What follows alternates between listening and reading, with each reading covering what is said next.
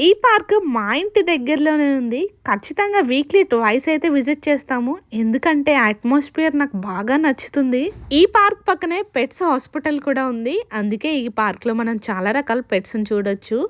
బ్యాంకాక్లో అన్ని చోట్ల Christmas celebrations అయితే స్టార్ట్ అయిపోయినాయి. చూసారా ఎంత కలకల్లాడిపోతుందో లైట్స్తో పార్క్ అంతా. ఈ బోరింగ్ పంప్ ఎవరెవరు యూజ్ చేశారు? చిన్నప్పుడు మనకి ఇది ఒక ఆటలాగా ఉండేది కదా. మాక్సిమం మనందరి ఇళ్ళల్లో ఉండే ఉంటుంది.